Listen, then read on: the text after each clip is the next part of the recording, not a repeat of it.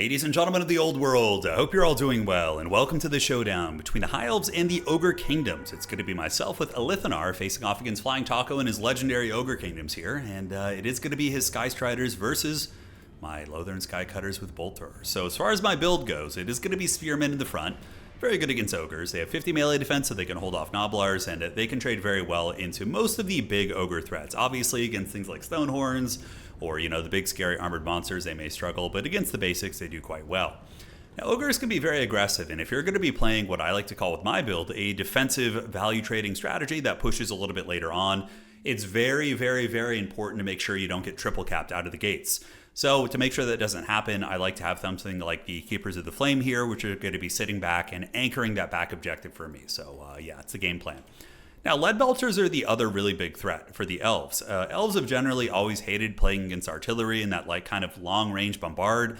So in response to that, I'm bringing two Lothern Skycutters with the Bolt Throwers as well as a Mage of Death and a Lithanar, all with the intent of sniping his Lord as well as taking down the lead belchers. So that's going to be my game plan here. For Flying Taco, his battle line is going to be Gnoblars, Trappers, and Pigback Riders, very, very meta, as well as Ogre Bulls with dual weapons, which can actually kill the High Elf Spearmen very effectively if they have Gnoblar support. So for example, if he has his Gnoblars on top of my Spearmen, then has dual weapon Ogre Bulls on top of the Gnoblars, the Ogre Bulls aren't going to be taking most of these spear attacks, and they'll be able to really put hurt down on my units. Lead Belchers, Slaughtermaster the Great MAW, who does have the Brain Gobbler as well as Troll Guts. Interesting, so he does have the Leadership Discouraging. And that's pretty much going to be it for his build with the Sky Striders off in the woods. Sky Striders are very tough for High Elves to deal with because you have Fireborn, sure. But aside from that, Bolt Throwers won't really do massive burst damage against these things, and they're really, really tough to bring down. So I love that pick from him. I think it's quite great. First call in for myself is going to be basic Sky Cutters, which are an excellent unit. Ogres do have a lot of light armor, and the Chariots are also going to be very effective against the Gnoblar units in the late game for kind of pushing them off.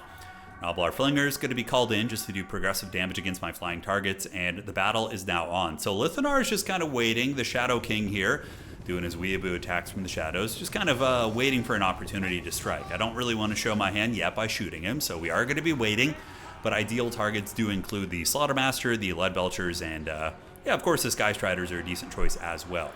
The only item we brought with him is the Moonbow. Moonbow does do a lot of damage, so I figured it'd be helpful. And in the front, we do use our Lothern Skycutters to run into the Gnoblar Trappers here, and those bad boys are wavering, but he is able to force me back with his dreaded Pigback Riders. I did not want any of that smoke. And the Bolt Throwers just kind of jockeying for position, but my opponent using the terrain very, very well. He is using this tree line to kind of hide his Lead Belchers, popping in and out, making it very, very difficult here. But in retrospect, what I probably should have done is simply just get them run over the top of his army and just kind of sit and shoot on top of the Lead Belchers. But I was a little bit nervous about maybe Powder Guts or something coming out in the back and really punishing me for overextending. But now he moves out, so it's kind of a moot point anyways. Lead Belchers are going to be getting shot by the Moonbow of a Lithanar as well as the Sky Cutters, and you can see the damage is pretty good. Out of the gates, we do take out one model, and these bad boys are going to be forced back into the trees. Only losing one model with all that damage. Looks like maybe another one will go down there, but so far so good. They're not shooting, so let's call it a victory. Ogre is going to be surging forth, and my Spearmen going to be very staunch here, waiting to absorb the charge of 1,000,000 Gnoblars. In retrospect, maybe the Spearmen should have been a little bit further back, but I figured they're buying me some time and allowing me to shoot and occupying a lot of his army here, so we'll see how it works out. But now I do have the two basic Sky Cutters, so I have the maximum amount. High Elf armies can have a total of 4 Sky Cutters here, and I do have a couple. One of the Sky Cutters is going to be charging into melee to try and occupy the Lead Belchers and break their leadership, and then we drop his Spirit Leech, and really, really fun utility. I mean, Sky Cutters do hit pretty hard in melee, so you can use them for these little hit runs like this. Taco in response is going to be using the Troll Guts to try and keep them alive, but overall the Bolt Throwers as well as the regular Sky Cutters are probably going to be able to break them offline, so that felt to me pretty good. We were able to pull a nice little value lead. We're up to 1,300. That healing really didn't do too much. And once we are able to take the Lead Belchers offline, we're going to have a lot of freedom here. And what the hell was that Moonbow? Oh my god, I was wondering when the game came in. I shot the Moonbow at him, and it literally just went over the Gnoblars and hit that hill there. That was so haggard. Oh my god, okay. That answers a lot of questions. I was wondering where that Moonbow damage went. But a Lithanar getting some good sniping into the Slaughtermaster here. Lead Belchers, unfortunately for me, do come back online, but I'm very close by and should be able to fly overhead and deal with them. The Spearmen do get massacred, but they put up an okay fight, taking a little bit of HP off a lot of the Ogre army. And on the back objective, I do have my Halberds, as well as my Spearmen just kind of hanging out in vacation, and my Reaver's going to be used for some cycle charging here to poke. Now, Taco, you know, the ogres are a hungry people, and they're not going to settle just for these spearmen. They're going to want to get the whole army, so they're going to move into the backfield. And seeing the onslaught coming, I do call out some elite Phoenix Guard, which I think are a very good unit against ogres. Obviously, they get trash canned really bad by the shooting of the lead belchers or, you know, scrap launchers, iron blasters. But if none of those things are present, the ogres honestly don't really have a super cost-effective way of dealing with them. That isn't very, you know, attrition heavy.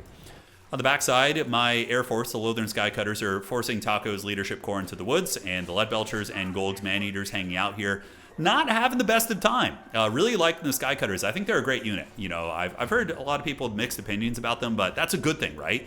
If it was just, oh, they're OP, it wouldn't be that fun. But the fact that, you know, some people think they're bad, some people think they're good, we're kind of in this happy medium. I personally have had a ton of success. And obviously, them having success against probably the best Ogre Kingdoms player in the world is very, very good.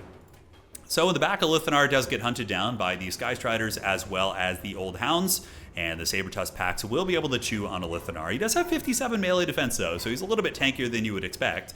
And the bolt throwers are shooting into the Skystriders here, who are getting worn down a little bit. So the bolt throwers, nice progressive value. One of them is eating a lot of flinger damage, which hurts. And we finally are able to break Taco's Lord with the not the Skystriders. They're in the sky, but the Lothern Skycutters. Another lead belcher called in, and yeah, unfortunately we have to hide behind the tree line a little bit, and he is probably going to be able to get a heal off, which is very unfortunate, so I was sad about that. But in the backfield trading, the Phoenix Guard are getting swarmed by a lot of missiles, which isn't terrible. Very, very good play from him. And the bolt throwers are wearing down the Skystriders, which are now down to about half health, 55% give or take, but they haven't lost any models yet, which means if they get a troll gut, it's very, very bad for me. Now, Eagles are a bit of an interesting one. You know, that people sleep on them quite a bit. They're a very cheap, fast monster with 110 movement speed. And in the Ogre Kingdoms matchup, using a Great Eagle to just hunt down like their expensive lead belchers is very good, because then they have to send a disproportionate amount of weight to stop the Great Eagle. They're going to have to send a Mournfang Cavalry or a couple Ogre Bulls. So then you're going to be occupying 1,000 gold plus 500 for the cost of like 750 or 800, whatever an Eagle is. I do think that they're very slept on. But the Eagle's going to be diving back here, heading over towards the lead belcher. And on the backfield, my opponent is going to be going for the back objective. And this is the Ogre hunger, right? He's really, really hungry. He's coming for it. But thankfully, I do have a Spearman back here who's very healthy, as well as Reavers. Reavers will be able to trade well into Ogre Bulls and also charge into the back of the Noblar units. Phoenix Guard doing pretty damn good, chewing up the Saber-Tusk packs. The Keepers of the Flame do move towards the middle objective, and they are going to be grabbing that. I am down on points right now, so getting a little bit sketchy. I certainly need to get that cap on him soon-ish. And we do break the Slaughtermaster. So the Slaughtermaster is going to be running, getting shot at by the bolt throwers, and what we're going to be doing is sending our Skycutter overhead to hunt him down here, while the other ones unfortunately do get blasted out of the skies. Very, very tragic seeing those noble creatures fall to the earth. But the ogres, you know, they got to eat too. So down goes the Lothern Skycutter. One of them is going to be blasted out of the skies. The other Great Eagle is going to be coming over to make sure we can get the job done here, because taking down that Ogre Lord is going to be freaking huge. Really nice usage of the Meat Feast here by Flying Taco. That is going to be healing up his beloved Skystriders, which are maybe thinking about heading towards my back objective. Can't really tell. Thankfully, we do get a good surround here. So the Reavers do get around the back of the Noblars, and the Spearmen trading very well into the Ogre Bulls of dual weapons. So a lot of the trades, I would say at this point in the game, are kind of going in my favor. You know, able to take down both of his Lead Belcher units. Also, his Lord did get karate chopped here, so he's going to be running. Overcasted Spirit Leech is going to be shattering him, so he is off the table, which when he does break is going to be huge, because Noblars have trash leadership. So when the Ogre Lord dies, they're all going to be suffering pretty bad, which is great for me. Back objective still in flux a little bit, calling out some Reavers, and I have been mixing in some Silver Helms of the army, so I think I do have a couple of those running around the battlefield. And the Giga Chad Phoenix Guard doing their thing, right? Handling 2 Ogre Bull units as well as Noblars, and just super high melee defense, really, really good stat line. I love any excuse to use elite infantry, and honestly, the meta in Domination is pretty damn diverse right now. Like, watching the World Championships, or not the recent World Champs, but the Creative Assembly official tournament, like the grand finals of that event had some of the most off-meta wacky shit you could imagine, and that was basically the 2 best players in the world at that time duking it out. It's crazy. The meta for this game is great. I mean, obviously, having 24 factions, you're inevitably going to be running into matchups which are just kind of cursed, right? You just can't. Like Nurgle versus Demons of Chaos. But even still, like, Nurgle can compete with, like, I don't know, like 19 or 20 of the factions in the game pretty consistently. And they're one of the worst factions in the game, which is, I mean, you know, okay, maybe I'm a little, I think Nurgle is definitely bottom 3 or 4, but overall, the point still stands. I think the meta is very good, and the game is in a pretty good place competitively, which is great to see. Elithanar is chilling, and the Phoenix Guard, the Keepers of the Flame, going to be grabbing the point, and this is when the Ogres do lose a little bit of momentum. Looking around the board, you can see they're getting routed back here. Golg's Man-Eaters, though, a really brutal unit. They can actually rip through the Keepers if they get a little bit of Noblar support, but we are able to stabilize.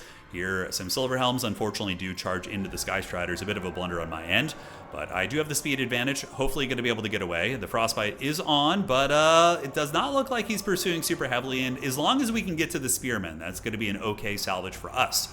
Back objective of his going to be taken, and the Keepers of the Flame are hot in pursuit of these Iron Guts as well as these Mournfang Cav. A couple Spearmen going to be rolling to the back objective, which are really, really tough for the Ogres to uproot. While Elithanar, looking at his value right now, sitting at about 500 value, not terrible. He's missed a lot of his shots. Taco has incredible micro. Back in the day, Flying Taco was basically won one of our world championships. The ECL is what it was called in Warhammer 2, the Eternal Challenger League, before we changed and set up the whole Total Tavern system. But he was able to win one of those championships. His micro is really, really good. Keepers of the Flame, though, get charged by Skystriders, which does hurt a little bit, but, this is what they signed up for, anti-large, and they will be able to do some great damage against these Mournfang Cav. Skystriders, no, these aren't Skystriders, just Mournfang Cav Iron Fist. But, Iron Fist, interesting. So not even the anti-large variant, just using them as a generalist. I do like that. And having the shields, very, very good against High Elves, potentially. So the back objective, the Great MAW is going for it, but we do park our Skycutters over here. These are going to be the regular variant, and Flying Taco did use one of my favorite Ogre units, the Gorger. Snuck out of the woods to get some secret armor piercing, but Gorgers will take a ton of damage against the basic spears, as well as the Lothern Skycutters, which are very, very well designed to kill, big light armor targets. But the Spearman does arrive, and now Flying Taco is going to be triple capped. He does resummon his Slaughtermaster of the Great Maw, while the Keepers of the Flame keep trading very, very effectively there. And I'm like, hey, it's round 2. Let's get a Elithanar and just start shooting at the Slaughtermaster. So let's see the glorious Weeaboo attack. This map still has that Haggard bug with that bush right there. So maybe it'll get fixed someday, or we can just leave it as a fixture. But yes, he is going to be drawing his bow, taking a shot into the Slaughtermaster, and deciding to turn and run instead, which is probably a good idea. And here's what I'm talking about with the Eagle, right? It's just annoying. It's a cheap monster. It's like 700-800 gold. You use it on the Lead Belcher. It's forcing a Noblar, a Saber Tusk, and this unit to deal with it. And it's already done quite a bit this game, actually knocking down the other Lead Belcher and being very, very disruptive. So the 2 Phoenix Guard going to be heading to the middle objective to try and anchor that one down. Meanwhile, in the back objective, the fight still continues to rage on, but the Gorgers will be defeated, and the remnants of the Skystriders are going to be broken, while the Skycutters just park overhead and continue shooting. A really fun unit. I think one of my favorite things about the Skycutters is using them as a counter-skirmishing tool, so when you're playing against Chaos factions, who, okay, you're High Elves, you bring big monsters, you bring dragons, you bring Sea Elementals, Wookiee, whatever. What is Chaos going to do? Chaos is going to be bringing in Marauder Horsemen and things to throw axes at them, but then you can wreck those using your Skycutters. And Skycutters are pretty much impervious to Furies. They're 80 armor and they're Chariot nature. You can charge them into Furies and they wreck them. So a really cool tech piece. I really like the unit. Spearman gathering, Silverhelm's gathering here, and the Gorgers are going to be taken to Pound Town. We did have a triple cap, but Taco able to get some momentum back, so a little bit scary. When the Great Maw gets its bearings, gets its healing going, and now he has a fresh set of Lead Belchers out. He's able to summon 2 of them on the field. I was kind of sweating bullets here a little bit, even though I felt like I had the game in the bag. I have a big value lead, but remember, he is playing a healing build. He's had, literally 5 or 6 of the Troll Guts. He's had several Meat Feasts go down, I think 2 of them in total. So overall, we're very even on value right now, very, very even, if not having him a little bit ahead, to be honest. So Lead Belchers are now in their happy place. They're going to be able to shoot into my Keepers of the Flame and my Phoenix Guard, so I need to pull back. I need to retreat away a little bit, get away from those bad boys, and my Skycutter is going to be flying overhead, and they're going to be parking on top of the Lead Belchers and trying to take them down once again, because those things need to freaking go. On this side, Saber Tusks do move in. I get a Spirit Leech on them to guarantee I win the fight, and the Silverhelms do couch their lances for Ulthuan for the Giant Donut, and they are able to get a glorious charge as those Saber Tusks do waver and begin to break. Elithanar chilling out here, shooting into the Lead Belchers, and meanwhile, my Spearmen and Phoenix Guard going to be hanging out. And the Mage of Death a little bit low in magic right now, but still providing some nice capture weight. And once again, man, these Skycutters doing great work, just knocking down the Lead Belchers. Sure, over time, it's slow and steady. One of the good counters Ogres would have would probably be to, if you have like 2 Lead Belchers and you have a Powder Guts or a Man-Eater with a pistol, you hide it in the trees by your Lead Belchers, and then when the Skycutters get close, you can shoot them down. But because that range, I think Lead Belchers will trade very well into the Bolt Thrower variants, although the range disadvantage maybe costs them. It's hard to say. I'm really curious to see how the meta is going to develop there, but another Lead Belcher unit does go down. We are approaching 1,200 points here, so we need to get to a situation where he has to win on 3 objectives. But the Ogres are able to muster so much capture weight, and that was one thing I was noticing about my army. He was a little bit light on capture weight now. I had a couple of Silver Helms here, but he's got Noblars, Slaughtermaster, Mournfang Cav, Ogre Bulls with dual weapons coming in, and a lot of my ranks are getting very, very worn down. He also has Iron Guts over here and Golg's Man-Eaters. I mean, this man is packing a lot of heat. So Skycutter is going to be shooting into the Slaughtermaster once again, so trying to kill his Lord over, because I figured that would kind of break his back, give us a little bit of Bane Batman back break there.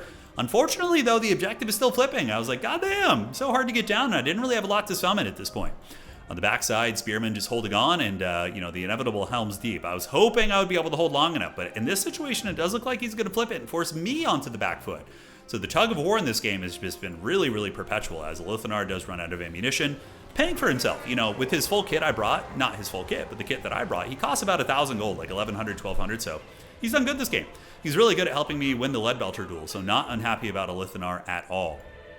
On the backside, Reavers engaging versus Iron Guts feels pretty bad for me. Skycutters basically chasing around his Leadbelchers and wearing them down, and also we are shooting at the Slaughtermaster. I did unsummon my Bolt Thrower Skycutters, and now they're going to be getting resummoned to come in and try and hold the back objective, as we do see some heavy pressure coming in. So Ogre Bolts with dual weapons 1-1, probably, I don't know if they lose to a Spearman. It's a close fight. I think they might just barely lose. The Spearmen are very numerous, and that damage really does add up. But yeah, here comes the charge. I do have the charge defenses. My guys are braced, and the Mage of Death is going to be tilting the fight in my favor. And the Bolt Thrower Chariot is going to be coming in and shooting at the Cav, using them as a tool to wear those down. Granted, I don't know if the Bolt Thrower Chariot is like a good late game call-in.